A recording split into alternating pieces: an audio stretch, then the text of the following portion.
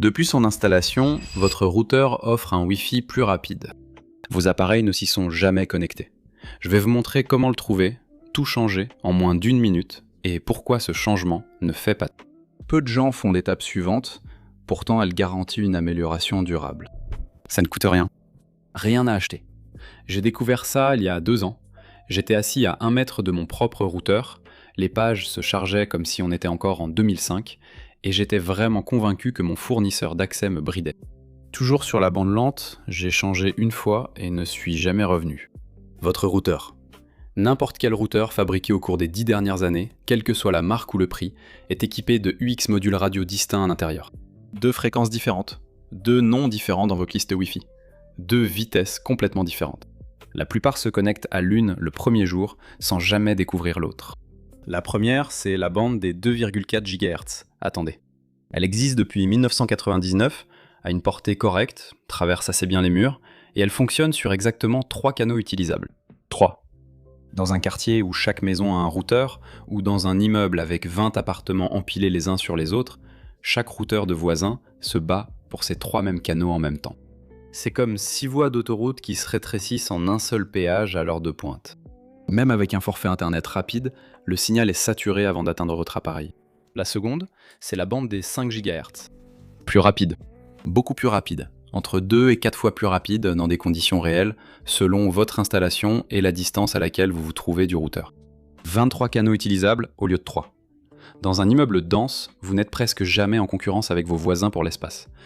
Le compromis, c'est la portée. Le 5 GHz ne traverse pas aussi bien les murs épais et planchers que le 2,4 GHz. Mais pour tout ce qui se trouve à 1 ou 2 pièces de votre routeur, la différence de vitesse est flagrante. Les fabricants ne basculent pas tout le monde par défaut sur la bande des 5 GHz à cause de la rétrocompatibilité.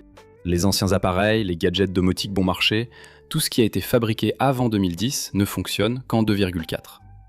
Donc le routeur diffuse les deux, leur donne le même nom, et en gros, il espère que vous vous débrouillerez tout seul.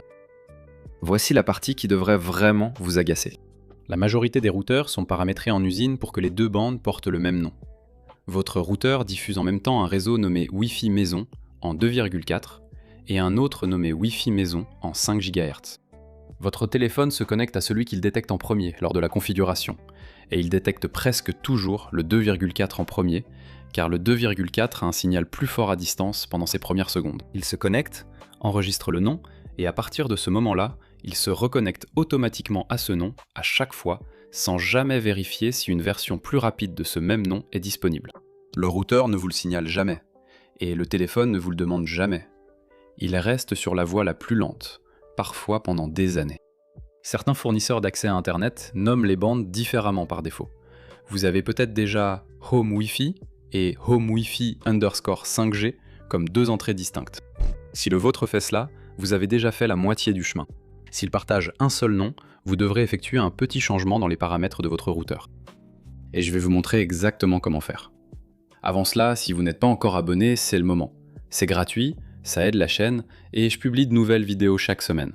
Et si vous en voulez encore plus, il y a un niveau d'abonnement avec des vidéos supplémentaires qui ne sont jamais publiées sur la chaîne principale. Contenu réservé aux membres, sans application en plus, seulement davantage de contenu. Ça vaut le détour. On y retourne. 2 scénarios à partir d'ici. L'un est une solution de 30 secondes. L'autre est une solution de 4 minutes. Vous saurez lequel est le vôtre dans les 10 prochaines secondes.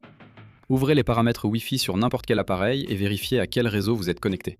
Si le nom du réseau contient déjà 5G ou 5 GHz, vous êtes sur la bande rapide. Fermez cette vidéo et profitez de votre connexion plus rapide. Sinon, vous êtes sûrement sur la bande 2,4 GHz. Vérifiez les réseaux disponibles. Si vous voyez le même nom suivi de _ 5G, connectez-vous à ce réseau. Le mot de passe reste inchangé. C'est toute la solution pour la majorité des gens. C'est fait. Pour les autres, voici la version de 4 minutes. Ensuite, chaque appareil se connecte automatiquement à la bonne bande. Ouvrez un navigateur sur n'importe quel appareil déjà connecté à votre réseau. Tapez 192.168.1.1 dans la barre d'adresse. C'est la passerelle locale par défaut pour la plupart des routeurs domestiques.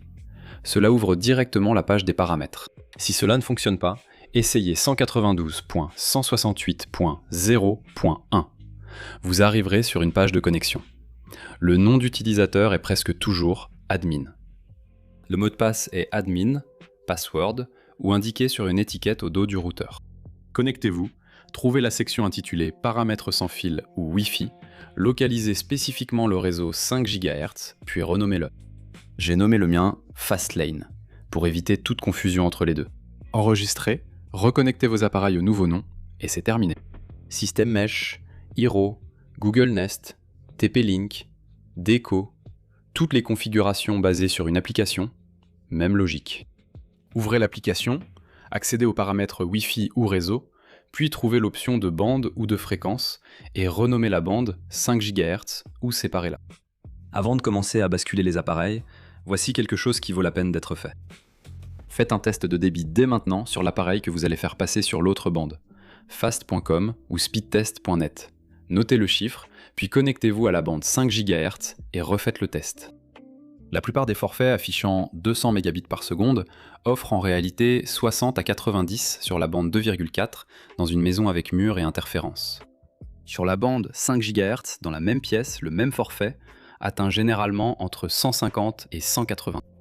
Vous avez désormais accès à tout l'Internet pour lequel vous payez, au lieu d'en avoir seulement la moitié. 2 exceptions avant que vous ne déplaciez tout.